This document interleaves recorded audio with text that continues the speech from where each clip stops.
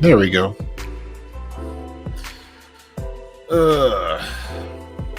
What's going on? What is going on, good people? It has been a eventful morning. Got up early, had to go to this the Nakobe Dean football camp. I was there this morning. Got done, got back home, got some good content from that, met some good people. Great event. Nakobe Dean, linebacker for the Philadelphia Eagles. So I'll be having a video with that content coming up probably tomorrow. Then my grandson went to the prom, so I had to take pictures and stuff with that. So I got to edit that stuff. That'll be ready tomorrow, but that's not for y'all. And then, of course, as soon as I get home, there is less than 2 minutes left in the Chicago-Indiana game. And I watched the end of that. And Indiana gets their second win and their first home win for the season. And an exciting game back in Indiana and back and forth game. Looks like Caitlin Clark had a average day, 11.6 rebounds. Or I'm sorry, 11 points, 8 rebounds, 6 assists. Sure, she had a pretty decent day. Not necessarily a great day shooting. 4 from 11 from the floor, 2 for 9 from 3. She's got to get that 2-point, that deep shot. That's got to get better. It's got to at least get a little bit better. So, but you did what you had to do to win. Great game with the rebounds and the assists, though. The assist, that means she's responsible for 12 points with 6 assists and possibly an and one in there. I haven't seen the entire game. I watched most of the end of the game in the fourth quarter, the last 2 minutes of it. Then I went back and watched the replay. So I've watched about maybe half of the first period. So I'm gonna go back and watch the entire game. So I don't like Chris. I was just about to get into that because I saw the play when Kennedy Carter hip checked her, and I'm like, is Kennedy Carter trying to be the Draymond Green of the WNBA now? Like, I don't know what's going on with that. So, but I want to watch the entire game and get the context of everything that was going on. So, but they taken all of the rookies through just the brutal calls and it's the non-calls. It's not necessarily the calls, it's the non-calls. It's the getting hands on them and putting them physically on the ground. And a lot of those are no calls, and you're sitting there looking like that definitely should be a foul. So, and I've said this before, it's not just aimed at the rookies. It's a league-wide issue. So, but again, I want to see, I think it was in the third quarter. I posted it on my Twitter page. Hold on for a second. Let me see. Let's see if I can find it. Get my Twitter page up.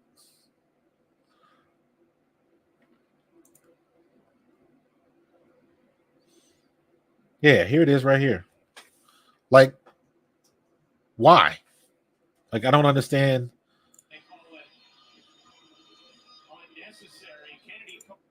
Like, I don't understand what the deal is with that. So, I don't know. I have no idea. There's some more responses from being with Nakobe Dean. We'll get into Nakobe Dean, but not on this show.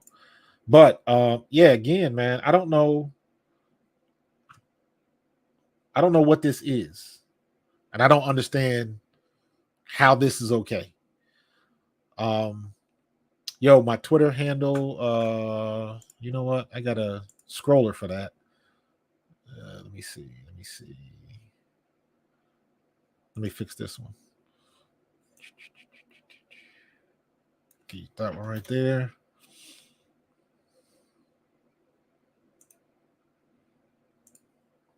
There we go. Coach _ Marcus 06. So yeah, I clipped this, and I'm trying to figure out what the context is and what happened. And Kennedy Carter looks like she's talking to Aaliyah Boston. But what's with the hip check? It was an obvious foul. It was like that should be a flagrant because it was unsolicited. It's not really in the line of play. So like, what the hell? And Kennedy Carter just got into it with somebody last night. I think it was her and the girl from Las Vegas. Jackie. I'm gonna find out. I think it was Jackie Brown. Nah, it's not Jackie. What is her last name? Hold on, I'm gonna find out. Las Vegas game, Dallas.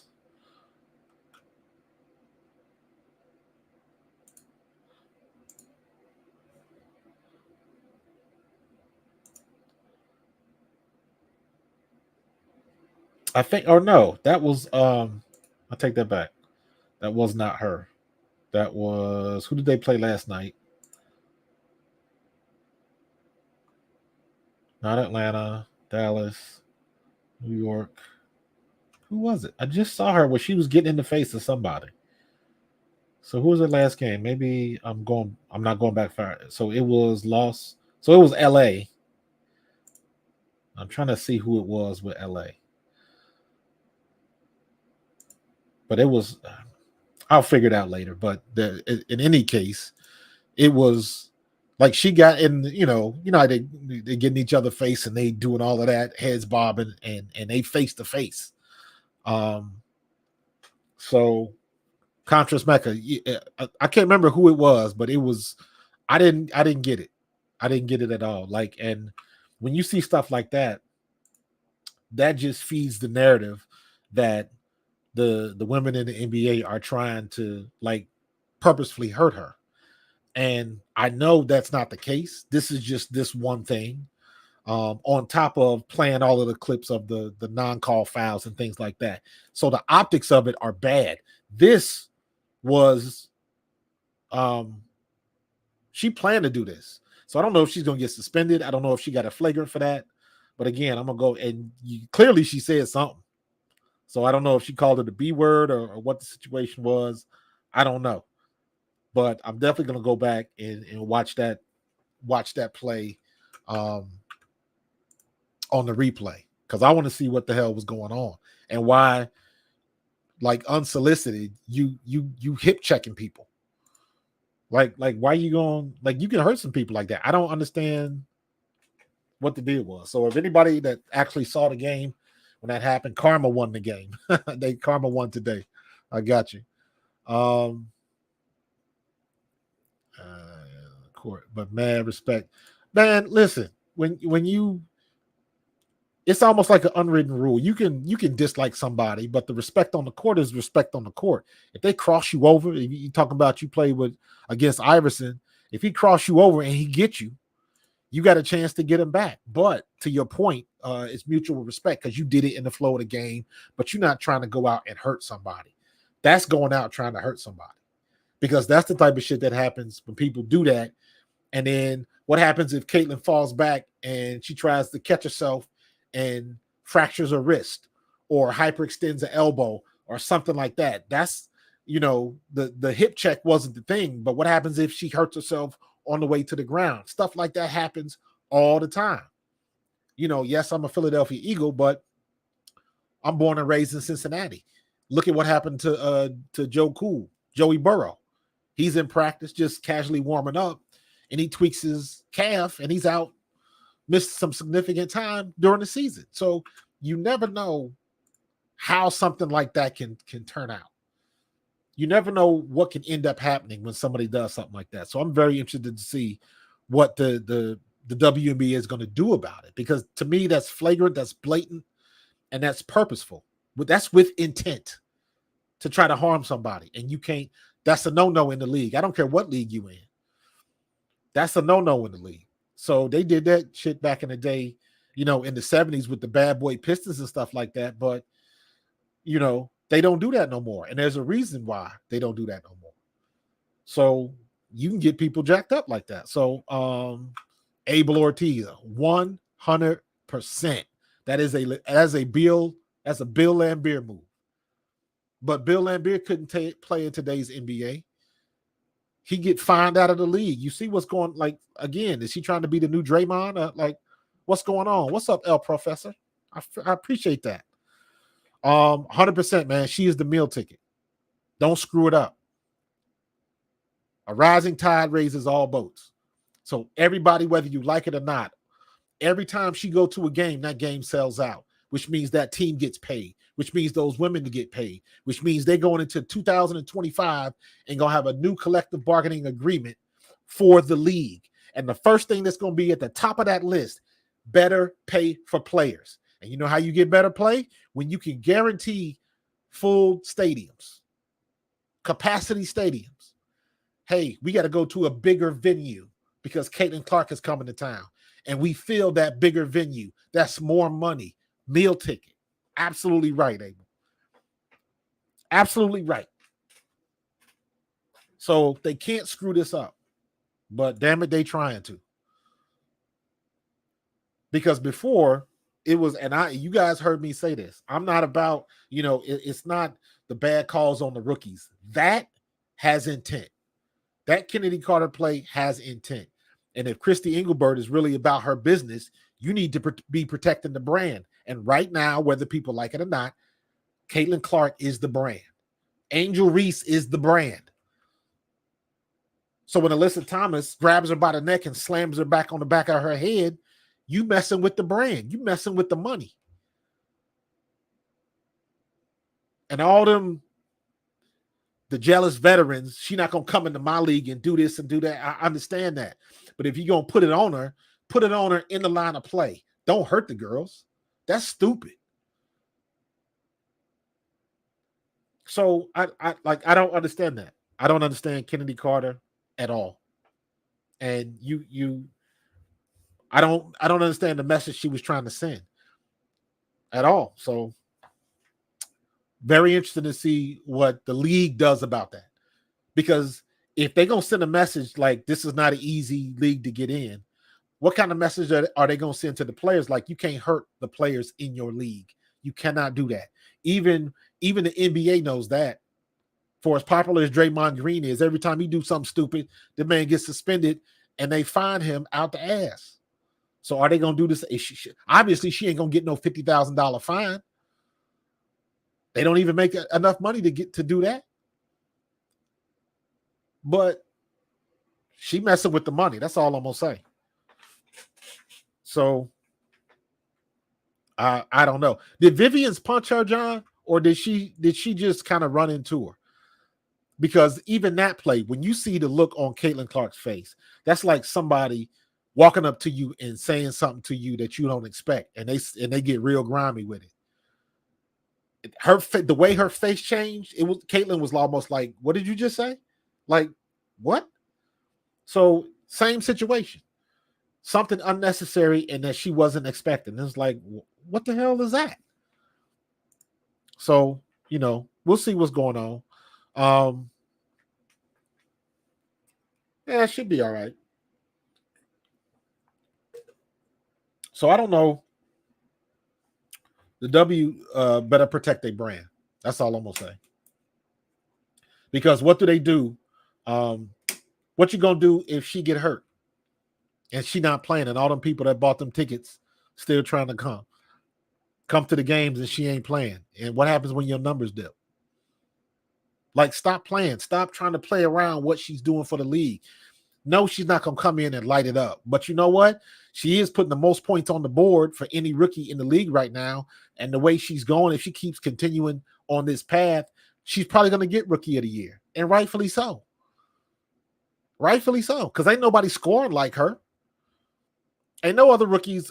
Cameron Brink dropped 26. She's dropped 30. And she's been the leading scorer on the team how many times? I mean, like, add it up.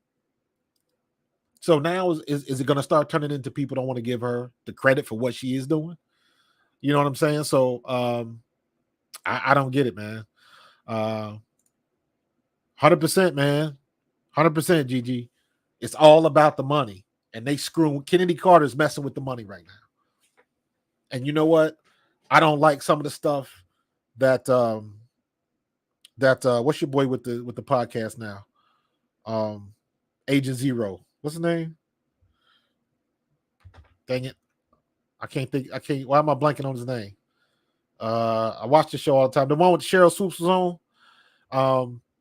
Conscious Mecca, Rakia and Brink are top rookies. I don't. Brink and Rakia, and Caitlin Clark, they're 1, 2, and 3. Now that positioning is going to change throughout the year, but I got to give it to Caitlin Clark because ain't nobody scoring like her. Brink had a good game. Rakia has good games, but she's not scoring because Indiana, it seems to me like she's the number one option. She's putting up a lot of shots, her and Kelsey Mitchell. That remains to be seen. Give her time. Absolutely. Give her time. Because Camila, she's going to be a game changer. So Camila being back in the game should make Angel Reese better. So that's what we're just saying, man. Camila, she can get up and down the court, and she can pull out them rebounds. Yeah, but that's what shooters do. Mika, that's what shooters do. That's what they brought in the league. That's how she got to the league, because she can shoot. Right now, she's just not shooting. Her percentage is not very good, and her percentage for three is down a bit. So, but that'll come in time when she get her legs on her. And I still say, until she learn how to come off that pick and get that shot off a little bit quicker. Thank you. Gentorino, Gilbert Arenas. Lord have mercy. That was bugging me. Thank you for that. Gilbert Arenas podcast. Gilbert Arenas on his podcast said it the other day. And they were talking about Caitlin Clark. And he said they better stop messing with the money. Now, in my opinion, he went a little bit too far with it, because he was talking about the WNBA should have made the schedule a little bit easier. And that I agree with. They should not have had a 10-day road trip with like 7 or 8 games. That's too brutal. Because a couple games, man, they were just out of gas. So, absolutely. Absolutely, Brandon. 80 games, the 40 games plus the 40-something games and the NCAA tournament. Absolutely. And that fatigue wears on you. So I would expect Caitlin Clark next year to be even better, because she will have had rest. So we'll see what's going to happen. Mika, I think what he meant was she played the however many games, 30 to 40 games. It was probably like 40 games when you go through the NCAA tournament. So that's about right. Then she gets a 3-week break. All the rookies, they get about 3 weeks, and then they immediately in the preseason and the regular season of the WNBA. So collectively, it's not 80 games in the W. It's the NCAA season. You get a 2-week break. Then you have the draft. Then you have camp. Then you have preseason, and you already playing again. So that's about right. So, and that fatigue is real. I've mentioned that before. Coming off, and she went the furthest that you can go. Her, anybody from Iowa, Caitlin Clark, Kate Martin, Camila Cardoso, and anybody else that played for South Carolina this past year. They went the furthest. So they played the most games of anybody else. And then you got to turn around. You get a 3-week break, and then you come back and you got to play 40 more games. And you playing with women that have been sitting, getting their rest for the past 3, 4, 5 months. So everybody that's playing in the W don't play overseas. So it's one of them things, man. And the more she gets her legs about her, and I joke about this all the time, but I'm serious when I say it. I hope she's getting some type of cold therapy, oxygen chamber type stuff on her legs, because she needs it.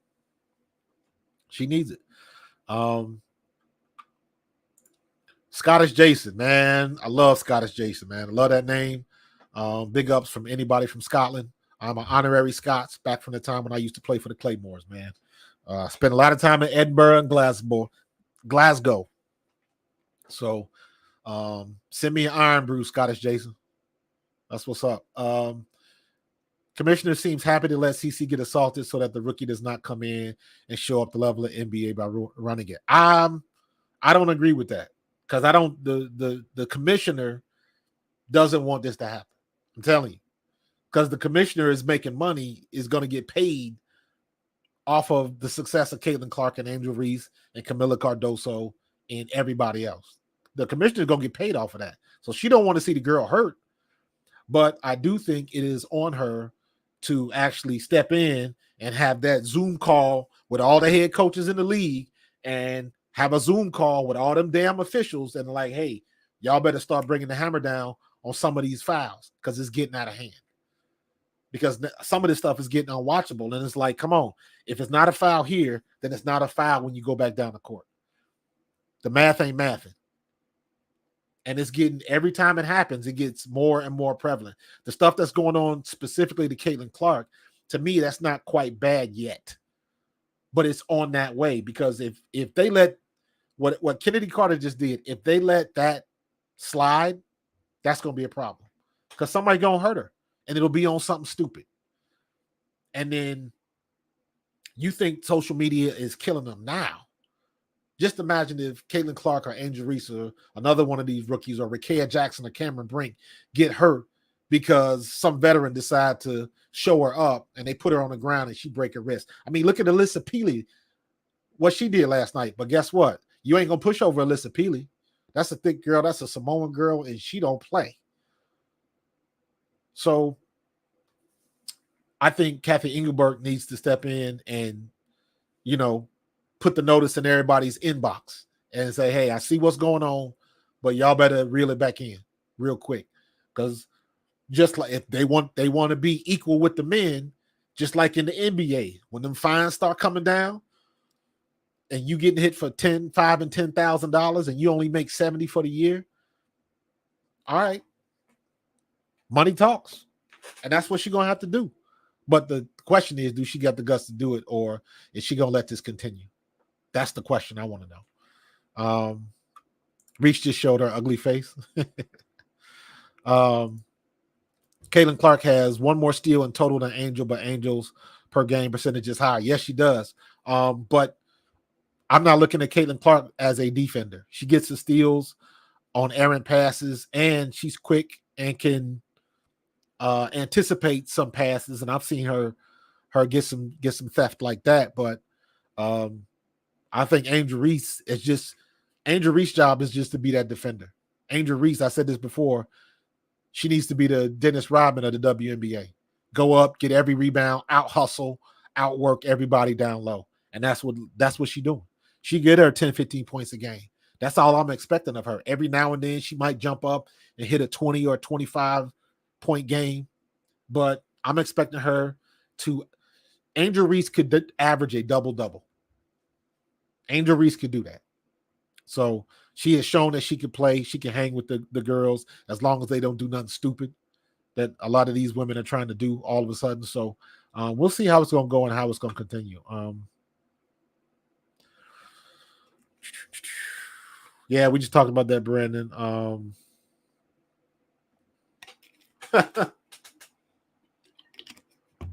Jason, I saw that. Fever has beaten last year's total home attendance in 5 games. Y'all can say what you want. The girl brings in money.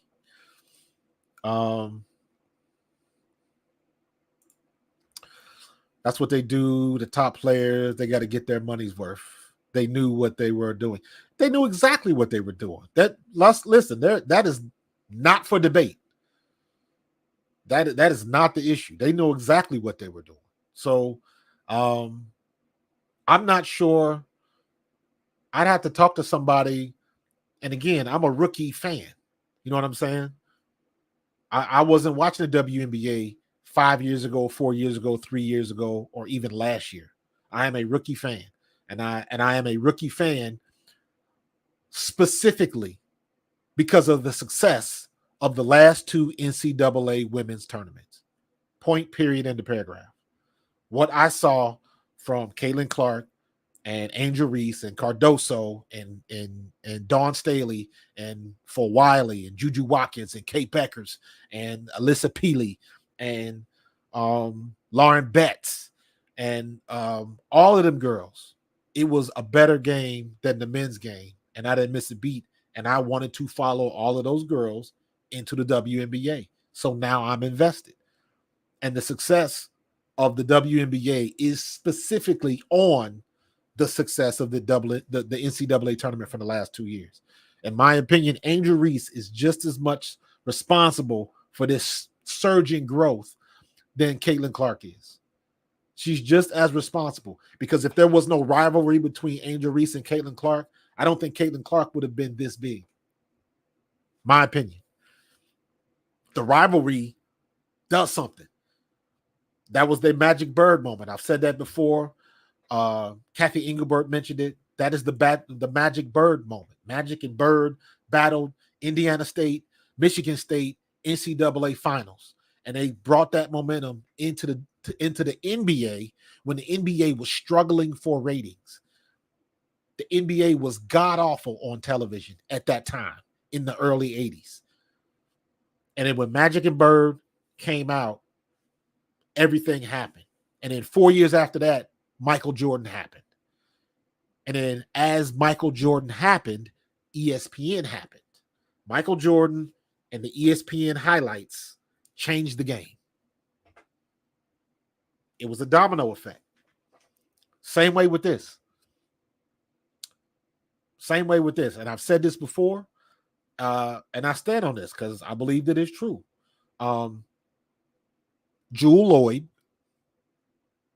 Skylar Diggins-Smith, Dejanay Carrington, Sabrina Ionescu, Brianna Stewart, Dewana Bonner, Arike Agumbawale.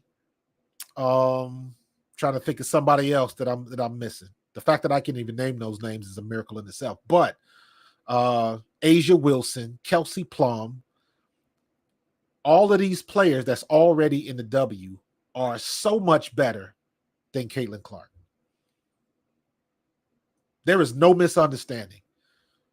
In my opinion, Caitlin Clark should strive to be what Sabrina Ionescu already is.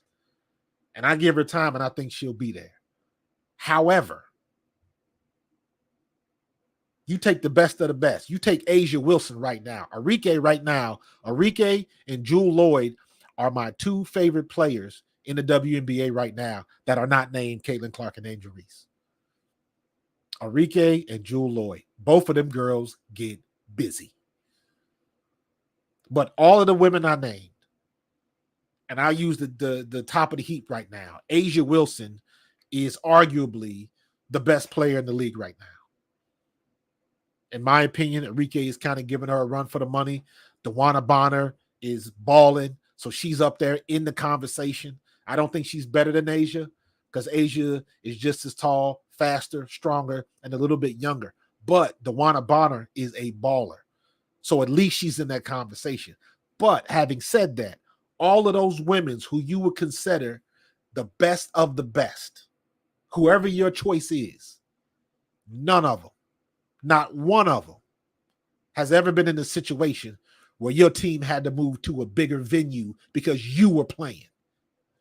Asia Wilson ain't never done that. Kelsey Plum ain't never done that. Arike ain't never done that. Jewel Lloyd, Skylar Diggins. Nobody's ever done that. You got to go to a bigger venue because this rookie's coming into town and they going to fill that bigger venue. That means everybody getting paid. Everybody getting paid off that check. So they can keep screwing with the money if they want to.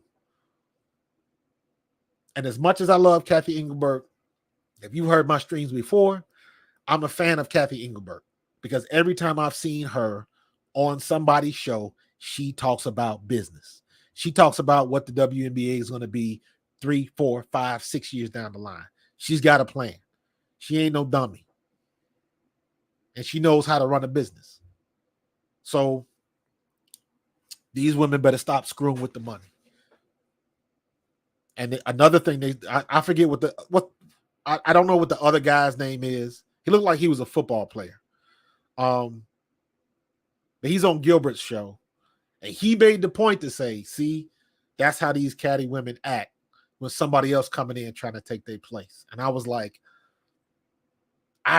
I really hate going there, but that's how they act. That's how some of them, not all of them, that's how some of them act. And as much as I dislike Diana Taurasi, that doesn't mean what she said about Caitlin Clark was incorrect. She said it's going to take a little time for her to get adjusted. I think she's gotten adjusted just fine. But as much as I dislike Diana Taurasi, doesn't mean she was wrong. Cheryl Swoops, as much as she looked like an idiot on Gilbert Arenas' podcast because she couldn't take 5 seconds to look at her phone and verify the facts that she was saying and just spitting out wrong information, in spite of all of that, the basis of her points was correct. It's going to take some time. She basically said the same thing that Taurasi said, but she put it in an extra and she made herself look stupid because she started spouting off facts that were wrong, how much she was scoring, how many shots she would get per game, all of that kind of stuff. She could have took 5 seconds and looked it up on her phone. So it looked like she was trying to throw shade, big time shade. Corey Ford, I appreciate the super chat, bro. Do you think that this is a new rivalry, Chicago Sky, versus the Indiana Fever? I hope so. I hope so. Because people are finally recognizing that Angel Reese is just the biggest star as Caitlin Clark. And she deserves it. So, yeah, you got to have a rivalry. Who's the rivalry now? Who's the rivalry? Take Caitlin Clark and Angel Reese off the court. Take them out of this question. If anybody in the chat that has been watching the WNBA for at least 4 to 5 years, who is the rivalry in the W right now? Thank you, Corey. I appreciate that, bro. Who is the rivalry right now? Besides, like, I don't know. It's Las Vegas and who? Right now, to me, it looks like it's Las Vegas and Connecticut because Las Vegas is the best team in the West and Connecticut is the best team in the East. Connecticut is still undefeated, I believe. But is that the rivalry or is it just two? Are these just the two best teams right this year? You know what I'm saying? Because regardless of, the Eagles could be winless and the Cowboys could be winless, but when the Cowboys and the Eagles meet, that's a rivalry, regardless of what your personal records are. So it doesn't matter. These teams don't like each other, and every time they get together, it's going to be a game. So, Corey, I hope you are correct, and I hope this becomes a new rivalry because the WNBA needs it. Las Vegas needs a rivalry. Because if it wasn't for the way Connecticut is playing this year, Las Vegas was whooping everybody's ass. Asia Wilson, and I've seen Asia Wilson play. I've seen enough for her to know that girl is bad. Like LL Cool J bad. Not bad meaning bad, but bad meaning good. You get what I'm saying? Asia Wilson is that chick. She can spot up. She can take it down low. She can bang the boards. She can hit a three. She can steal the ball. She can block a shot. She can make the pass. She can do everything at 6'5". So, but who's the rivalry? Who's the rivalry to Las Vegas?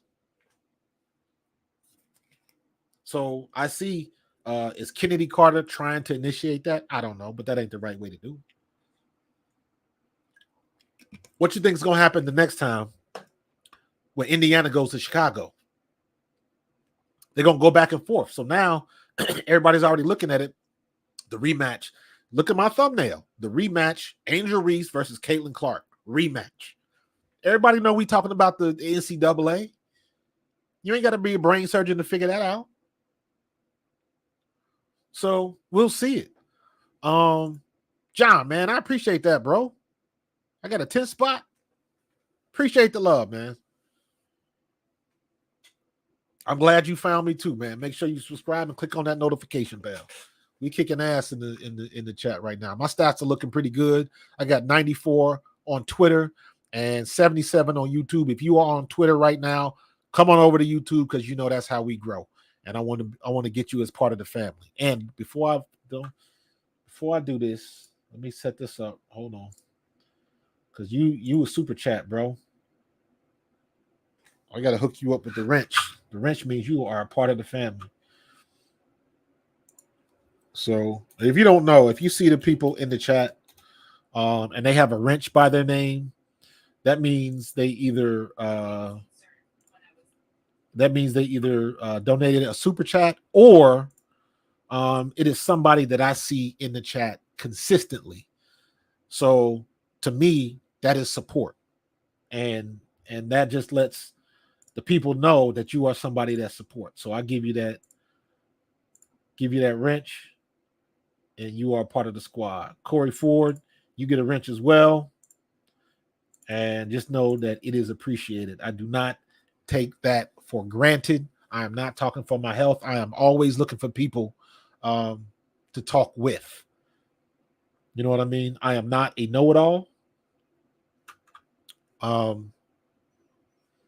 I do like to have people to talk to. So, and I'm trying to figure out how to keep this same. I'm definitely going to keep this same format coming when the NFL start going. So, man, say it again for the people in the back. GG, rivalries equal money. Absolutely. And I think, and again, we're saying this as fans, and sometimes when you in the mix, you don't see the forest for the trees. So sometimes the women on the team don't see it like we see it from the outside looking in. When you're on the outside looking in, you can see a lot of the warts that when you close up to it, you miss stuff. So rivalries mean money, but it can't be the rivalries where people getting, kicked out of the game and stuff like that. So it can't be dirty, because that's going to be a problem. So appreciate you, John, man.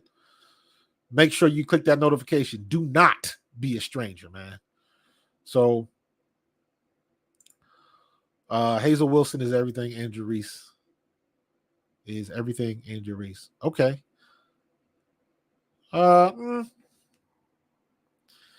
Jen Torino, thank you for that, man. I try to keep it real. Try to keep it 100. I do try to tell people it's not, I guess it's a flex, but I'm not trying to say it as a flex, but because of my experience in the NFL, and I'm not talking like I played 30 years in the NFL. I had a season and a half in the NFL with the Eagles.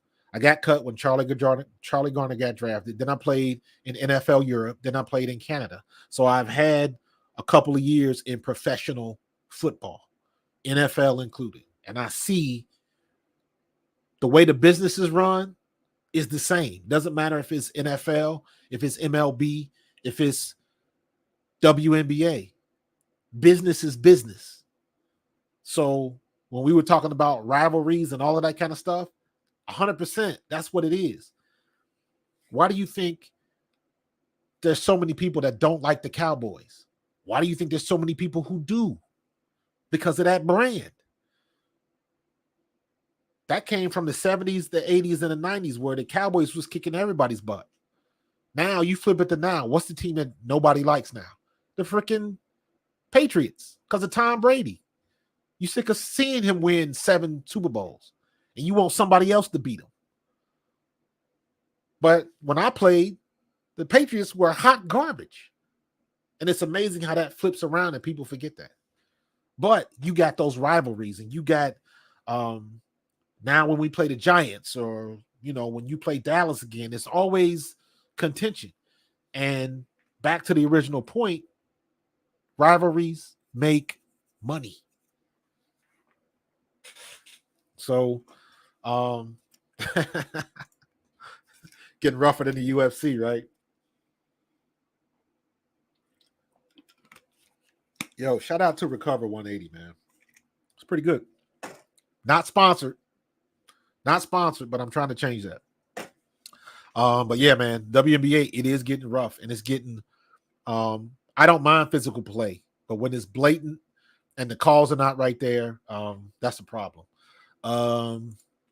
Terry Harden says, I really enjoyed Camila's debut. To be honest, I watched that was for Camila and not Angel and Caitlin. Fair enough. What did Camila do? Camila had 11 points, 6 rebounds. almost fouled out, but 5 for 7 from the floor. The one thing Camila Cardoso can do, she is going to get you points in the paint. That's what you need. I did a video. Check my channel. There's a video about Angel Reese, and it's called "Know Your Role." Let me see if I can find that. Hold on. It's called "Know Your Role," and I was talking about, like, when I mentioned about Angel Reese, just like knowing what she's supposed to do, and you can't, like, Angel Reese is not shooting 3-pointers. Let me see. I'm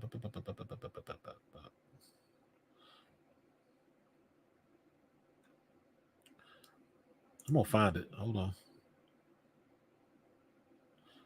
Stop the madness, missed opportunity. Oh, I think it was a short. That's it.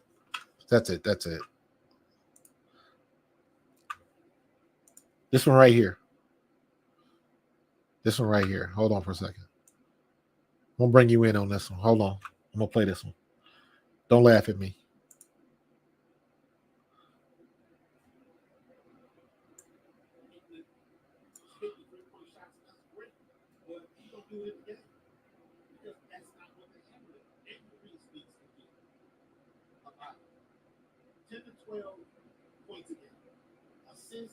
And rebounds in the first half. Angel Reese needs to be the Dennis Rock of the WNBA. She the tallest person, so out jump, out work, out rebound everybody else. That's what Angel Reese is. I know Angel Reese can shoot. That's it, right there. Angel Reese knows her role, and the point I was trying to make was back to Terry's point about Camila. Camila is going to open that up for Angel. Camilla's presence down low is going to let Angel drift out to the perimeter just a little bit. So when I saw her in the preseason hitting all them 3-point shots, I'm like, Angel she ain't never out there to shoot threes. But then you look at what Indiana does, and they rotate Aaliyah Boston all the way out there outside the perimeter. And Aaliyah Boston's hit a couple threes. Now, she ain't hitting threes like I got to check the stats because I say that a lot. She ain't doing this like this person or that person. But like you see Cameron Brink get to the perimeter a lot. But in college, when she was at Stanford, she could hit that 3-point shot. But she also got that wingspan that makes her a force to block shots and get them rebounds in the paint. But Camila Cardoso is not going out to the perimeter where Angel Reese can, or at least get to the mid-range. So Camila Cardoso is going to open up some space for Angel Reese. So Angel's offensive game has an opportunity to get better because now she doesn't have to be dedicated to being on the blocks. That's Camila's zone. That's her area. That's her expertise. That's why they got her there.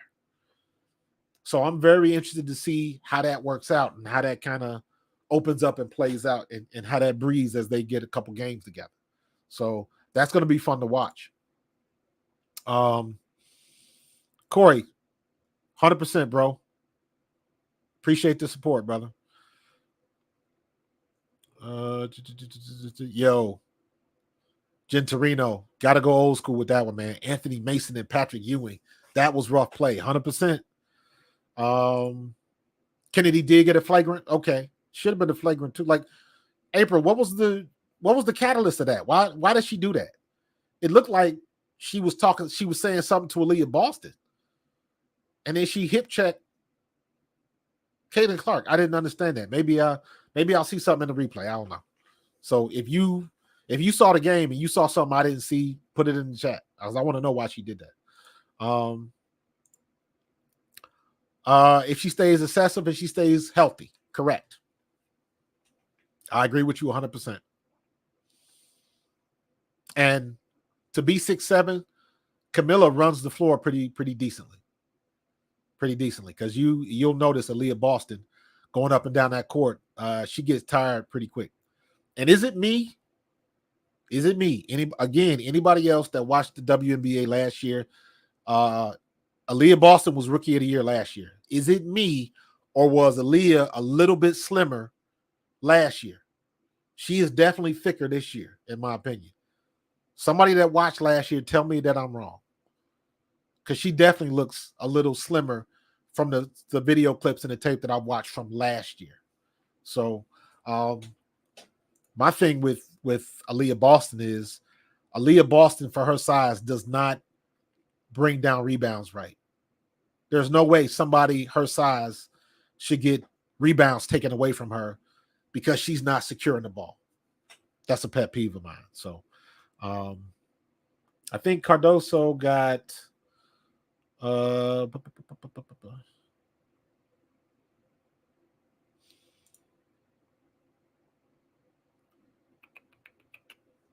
Camila Cardoso, she played for 18 minutes. She was 5 for 7 from the floor.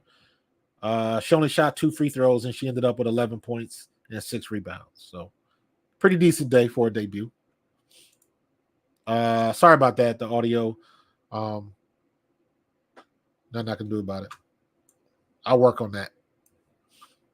But I normally don't play other videos on screen. So let me see. Yeah, it's true. Cardoso will be the ultimate reason the Sky could make the playoffs. Yeah. Yep. I wish Angel had more confidence in her short range shot, but I appreciate she recognized where she needs to improve. Yes, I would like more shots from her though. Okay, I agree with that. Yeah. She's still finding her way, but I think again she knows her role and what she's there to do. The shots are gonna come. The shots are gonna come for her. But you also got to remember there are other better shooting options on her team, and you got to defer to that. Know your role and shut your mouth, jabroni. Mabry can definitely open up shots. Mabry has been hot in a couple of games where she get hot, and she's the catalyst. Where if Mabry is hitting and everybody else is just doing what they normally do, they can get a boost from that. The same way when you're talking about Indiana, when Kelsey Mitchell gets hot, and now you got Kelsey Mitchell and Leah Boston and Alyssa Smith. And on top of every now and then, Angel Reese will catch fire. I'm sorry, not Angel Reese. Caitlin Clark will catch fire and start hitting those long threes. I still say Caitlin Clark needs to hit mid-range shots. She's taking too many threes. And she's shooting less than her three-point percentage has got to be around the 30s. It's not that good.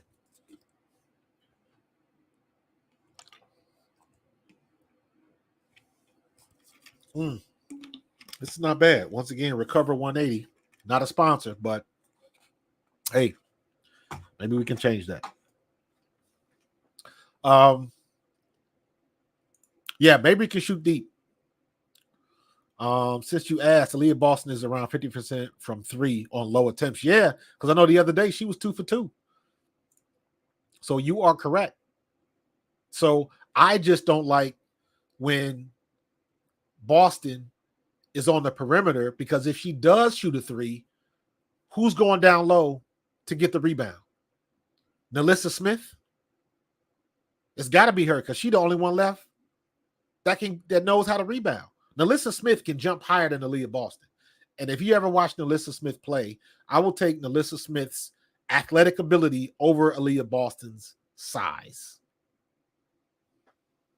Alyssa Smith knows how to jump. She knows how to pull down a rebound. You ever seen Alyssa Smith pull a rebound down? She goes up with one hand and snatches it down. Like she playing on the court at the park with a bunch of dudes. That's how she pull down rebounds. Aaliyah Boston doesn't do that. First off, Aaliyah Boston's vertical is not that high. So she's getting the ball as it's coming down instead of going up to get it. And then my biggest gripe with Aaliyah Boston, when she does get a rebound, she does not have a grip on the ball. And I've seen a few times this year where somebody from the opposing team will come over and they will knock the ball out of her hands. And I'm like, that should not happen. Your elbows should be out. You should be squeezing the air out of that ball. And anybody come in your area should catch stray elbows. That's what they used to teach us. You get that ball and you do that old school stuff. That's fundamental. But that's just, she doesn't do that. And I've seen her lose a couple rebounds that way. So, hey, what's up, Daisy Henry? From all the clips circulating from people who want to justify Carter's behavior, it shows CC fighting for position in the post and turning to Carter after a change of position. Looks like she said something. I mean, it could have been. It could have been, but I mean, at the end of the day, you professional. People gonna say stuff to you all day, and that's the stereotype that you don't want to put on the women. Like it's gonna be a cat fight on the court. That's what you don't want to do and you don't want to see. These women are out here battling and they ain't got time for that nonsense. Especially if it's gonna cost you.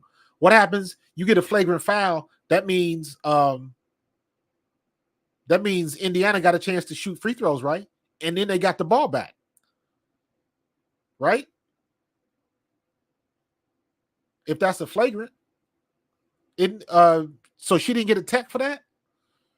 I gotta look that rule up. Did they get the ball back, or did anything happen? Was there any swing of points? And ultimately, that's what it comes down to, because you can't. If that's costing your team points, you are a problem.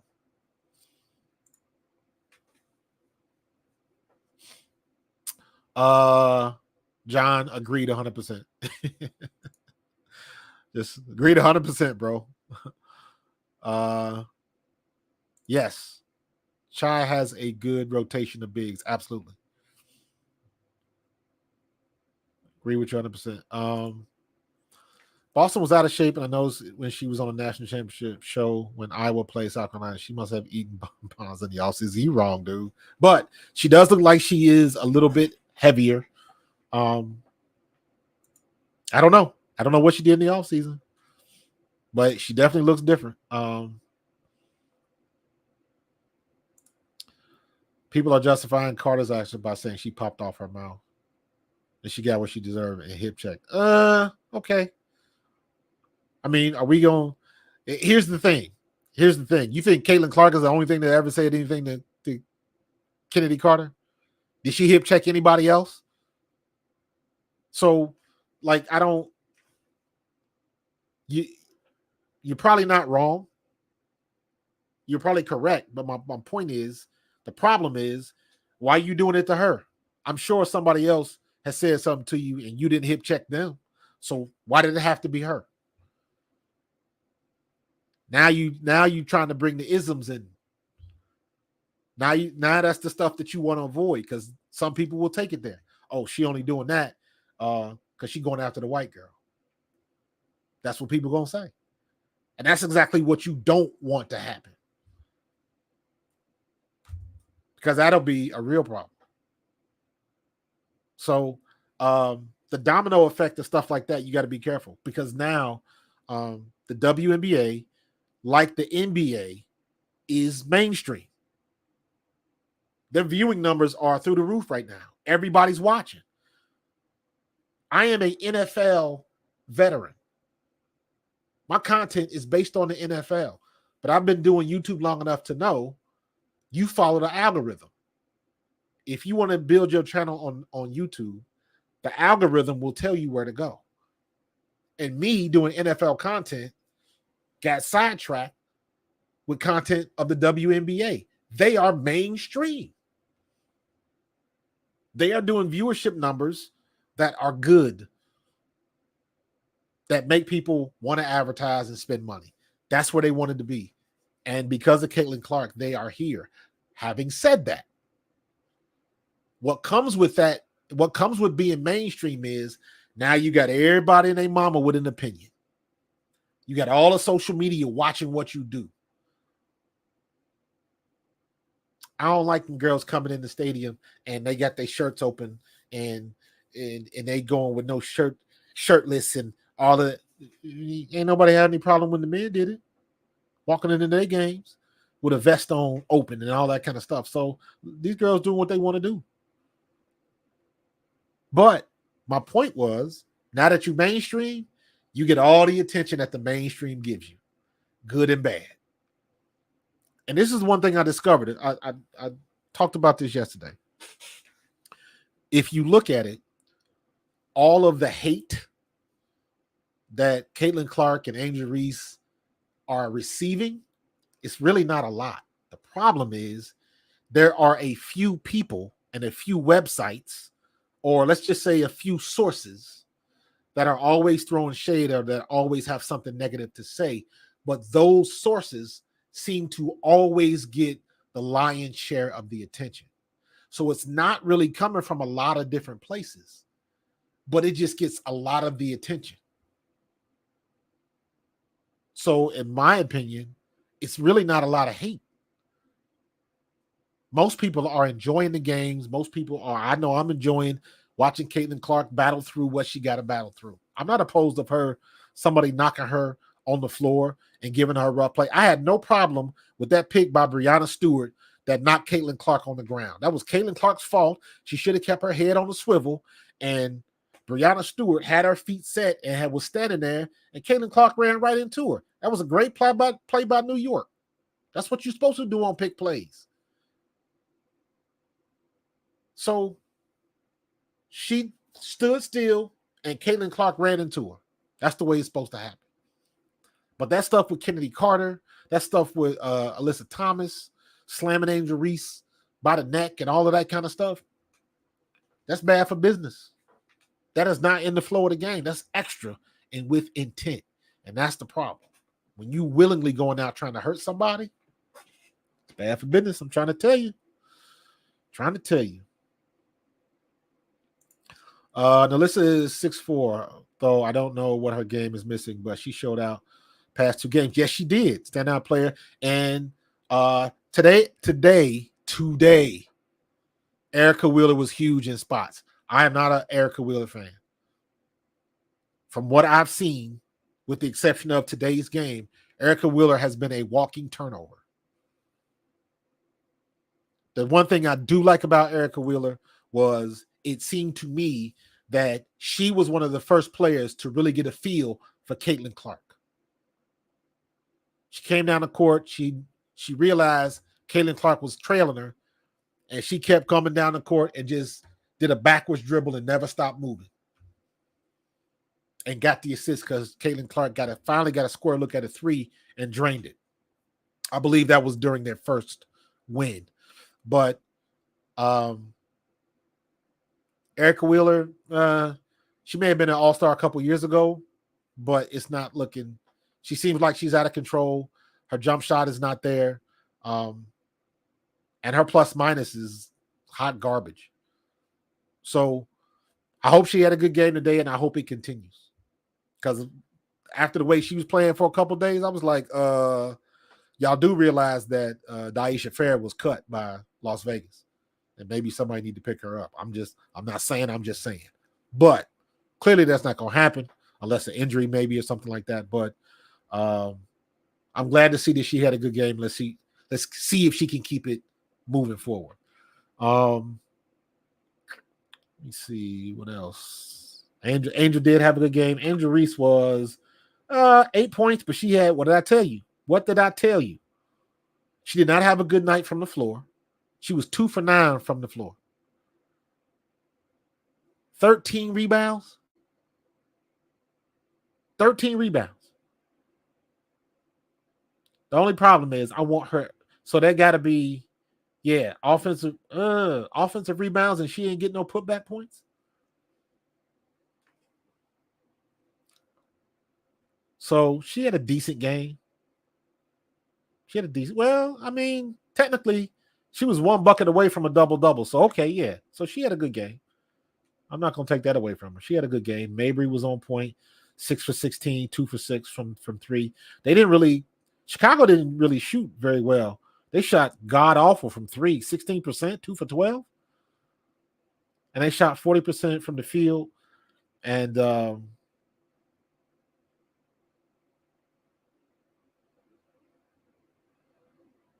Indiana was right behind them with 39.1. And I mean, Indiana only shot 24% from 3. So there was 2 very bad shooting nights. Caitlin Clark, 2 for 9 for 3-point. That's just is too many misses, man. You've given up too many points. And I wouldn't feel bad about that. And I'm half and half with so many threes. I still think she needs to start out shooting mid-range shots and back her way up. Because the mid-range shot is probably a little bit higher percentage. And I want Caitlin Clark to get involved and get hot early. And then I always say, shoot a mid-range shot and back your way up. You hit that mid-range shot, you back up 3 feet and shoot another one. Then you back up 3 feet, and before you know it, you already back behind the 3-point line. But you got your stroke with you. So the shots are falling. That's what I want to see Caitlin Clark do. And if you don't shoot threes, you still hit 4 to 6 points from mid-range shots. You still putting the bucket in the ball in the basket. Kelsey Mitchell would prevent Clark from being great this season, just like Ricky Davis tried to compete with LeBron James rookie season when the teammates. I disagree, Tim. And the reason why I disagree is because, first of all, Kelsey Mitchell should be bringing the ball down the court, period. Kelsey Mitchell is a much better, much faster, much more explosive player than Caitlin Clark is right now. Caitlin Clark can dribble, but Kelsey Mitchell has the best handles on that team, in my opinion. And when Kelsey Mitchell gets going, there's not too many people that can check her because she's that explosive. The problem with Kelsey Mitchell is sometimes Kelsey Mitchell gets by you so fast and she is moving so fast, she gets out of control and she can't slow the ball down. So the ball comes off hot off the rim. So it ends up working to her detriment. How fast she is. If she can get that under control and get a little bit more body control when she goes to the rim, Kelsey Mitchell is going to be dangerous. And look. Hold on. Play by play. Let's look at the first quarter, and let's go Kelsey Mitchell. Turn that off. So Kelsey Mitchell, first quarter, she took 1 shot. She's 0 for 1. Second quarter, look what she did in the second quarter. She got 6 points. She was 3 for 4 in the second period. Right? Third period, she was 2 for 5. Okay. Fourth period,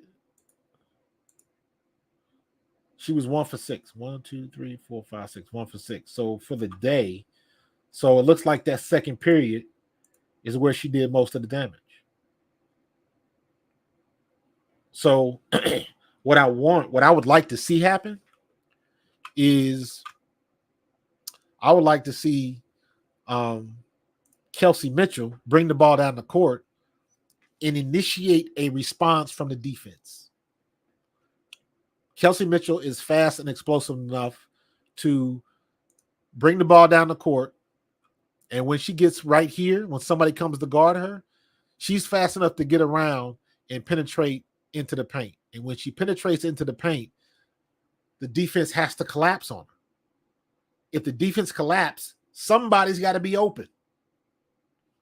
Somebody's got to be open. So if you're going to dish it off to Aaliyah Boston, maybe Caitlin Clark can be hanging out at the perimeter. So dish it to Boston or Smith, and they kick it back to Caitlin Clark, and she get a free look at a 3, or however you got to do it. Put Wallace out there on the other side and leave it an option play. Depending on how you drive and how you get by will determine whether you go left or right. But you got to make it dynamic. And I'm saying that because nobody on that team, nobody, not Wheeler or anybody else, is a better dribbler than Kelsey Mitchell. Nobody's as fast as Kelsey Mitchell. Maybe Erica Wheeler can match it, maybe, but then Erica Wheeler is going to lose you get shortchanged because of her size. No pun intended. I'm sorry. So I would rather see Kelsey Mitchell bring the ball down the court and let her speed and explosiveness get Caitlin Clark open and good looks. Caitlin Clark, I'm going to put a video together of all the shots Caitlin Clark has made coming off of a pick. And when she drifts left and right, when she's shooting that 3, it's not dropping. When she gets squared looks and clean looks, that's when she does her best damage. So I'm a fan of Kelsey Mitchell, man. I want to see her keep doing what she's been doing. Plus, Kelsey is personal. You know what I'm saying? That's a homegirl. Went to my high school. I know her father, or knew her father. Rest in peace, Big Mark. So that's I want to see her out of all the people. I want to see Kelsey Mitchell excel, because that's a homegirl, and that's a personal stake in that. Yeah, apparently Wheeler had a good game today, but again, I haven't watched the whole game, so as soon as I get done with this, I'm gonna watch it. CC should lead a W and go overseas to play and leave these thugs in the ghetto. You wrong, Eddie. But do you know that Breanna Stewart just announced that they are launching a women's 3-on-3 league, and the specific purpose was to keep the women from having to go overseas to play. So, Breanna Stewart, they're trying to get that handled. Jen Torino picking up. Excuse me. Fair sounds like something that they should look into if she wants to keep her coaching job. That's not her call. That's the GM and the owner. If the GM and the owner want her, now Christy Sass can say, yeah, I want her, but that means they're gonna have to get rid of somebody. And I think Christy Sides has the good relationship with the veteran. So I wouldn't see her cutting Erica Wheeler for Daisha Fair. Not saying that it would be the wrong move, but I just don't see it happening. If I see CC driving, I know she's not pulling up off the dribble and she don't use that part of her game. Maybe she's not comfortable with that. I would get her to work on ball handling with an A1 handling coach. 100 friggin' %. Absolutely. I'm a big proponent of when you coming down the lane. Now, Caitlin Clark is 6 foot, so she matches up well with the bigs down there, but you are not going to win that battle. All these women do the same thing. When they drive in the lane, they want to go underneath and do the finger roll. They want to do the finger roll. You don't want to do the finger roll because it's hard to do a finger roll when you're going up against somebody that's 6'3", 6'4", 6'5". It's hard to try to roll it underneath. Or what they'll try to do is try to go to the opposite side and reverse it. And more times than not, it doesn't drop. So the big is doing their job because they're making you change your shot. That's what they're supposed to do. So, but I would rather see them drive down the lane, and when the big or whoever is guarding the paint steps to block them from getting the layup, go vertical. Go vertical and hit that 8-foot jumper. If it goes in the bucket, I don't care if it's a layup. I don't care if you slam dunk it. I just want the points. So I agree with you 100%, man. I want to see more of that from Caitlin Clark. I know she can shoot that shot, but she's taking way too many shots from outside of that zone, and it ain't working. It is not working.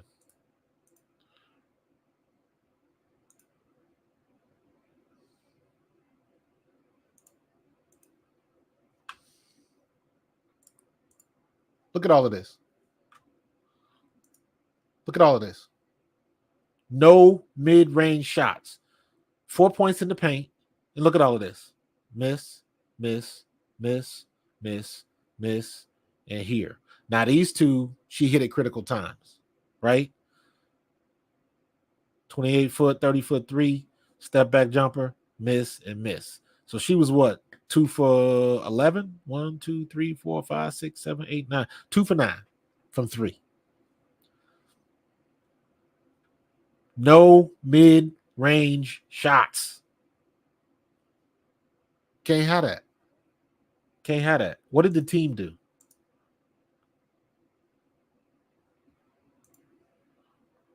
One, two. Only 4 points from mid-range. That's horrible. All of this is in the paint. At least they took shots, though. Look at this. At least they took the shots. So I can't get mad at them for that. They just got to make them shots. So that's the kind of stuff, and all of these missed shots right here. Your points in the paint are especially in the WNBA, your points in the paint and your shooting percentage is what's going to propel you to victory. You look at Las Vegas, you look at Connecticut, and how they score in the paint and how they hit their mid-range shots. Matter of fact, if you want to go back to last year, the last 2 years, you look at Iowa. You want to talk about Caitlin Clark, you look at Iowa, and you look at the games that they lost. When Iowa lost the game, Caitlin Clark couldn't shoot for crap, and nobody on her teammates couldn't shoot. That's why they lost that game. And they have won many games where Caitlin Clark was not on. But what she did was start dishing to Kate Martin and Gabby and Hannah Stolke. She started dishing the ball to them, and they made shots. Her teammates were hitting the shots. It's the same thing at the pro level. It's the same thing. Look at the Chicago Sky just for this game right here. Look at what your bench is giving you. You get Kennedy Carter, but I don't think she came off the bench. So, and look at this. Everybody, you're starting 5. Everybody in double digits. You got a starter with no points. You got a starter with 2 points, 3 points, another one with no points. So now, that's where it comes into play. Your bench has got to support your star players. So, I believe there are 14 teams, but Kenna's going to bring some teams possibly next year. What were you talking about, Daisy?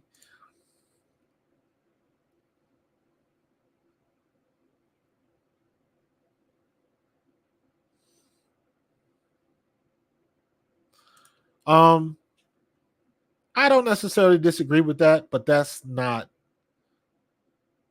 is a sides issue. Now, this in particular, that's on Christie's sides because that's what they practice and that's what they do. It could be very easy that Kelsey Clark makes sure that she that's like a point of ad nauseum. If you're used to bringing it down the court, you just bring it down the court. Nobody thinks about it. So they're going to have to make that change because I've seen when Caitlin Clark I've seen when Kelsey Mitchell brings the ball down. And they run the offense off of that, and they should do it. I want to see Caitlin Clark get open looks.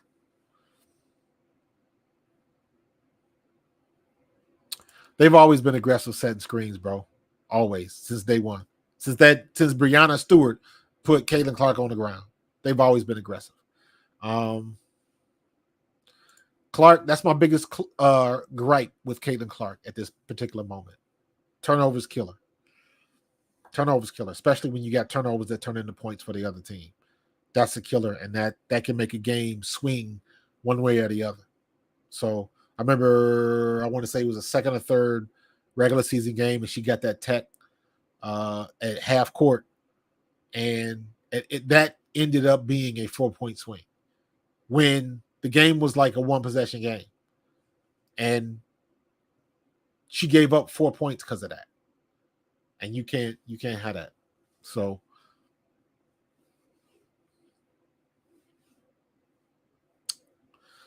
Benjamin, I hope not. There's still way too many people watching. There's still way too much merch being sold. Still the viewership is through the roof. So they're okay, but you do have to watch it. And like I said earlier, Kathy Engelbert does have to come down and do something and say something about this physical play.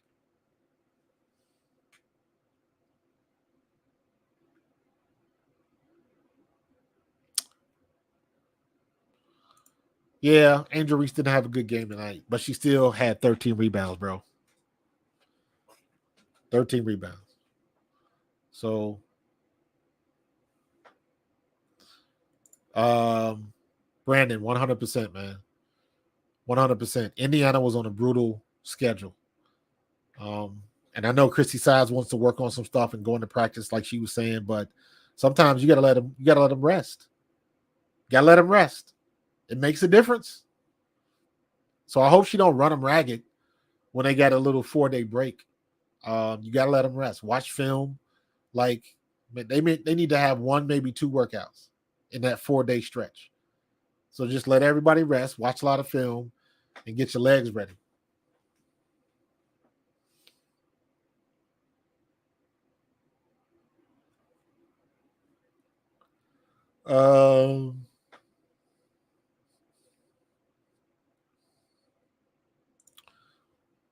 CC is a rookie on the team that's never really practiced to get ready. Yeah, I know Chrissy Sides, they better do something. But everybody goes through this. Every team's going to have that one part of their schedule that's going to be rough because it's a lot of travel, or maybe they're playing a lot of teams on the West Coast or something like that. So that can happen a lot. And it does make a difference. It does make a difference.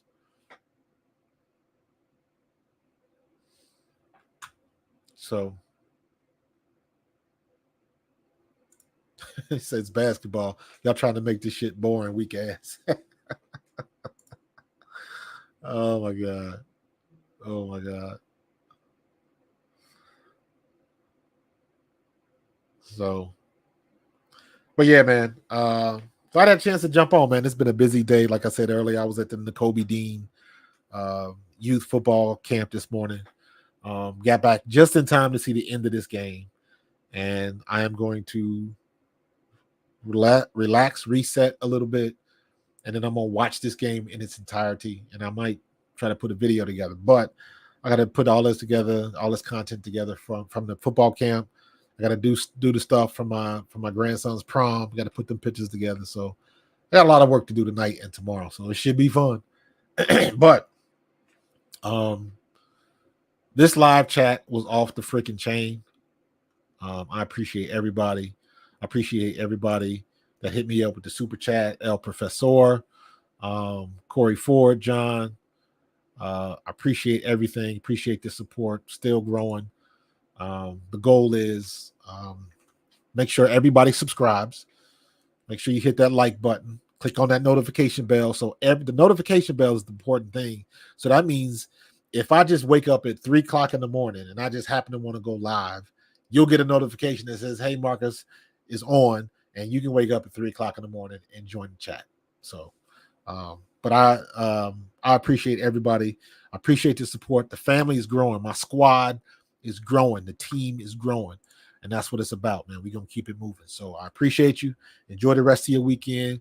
God bless. Be safe. And I will see you guys on the next one. Stay tuned for tomorrow. I'm going to have some content tomorrow about what happened at the Nakobe Dean football camp. And I'm probably going to make another quick video about Caitlin Clark and what's going on with the game. So stay tuned. I appreciate the support. And keep it moving, man. I'm going to see y'all in the next one. Peace.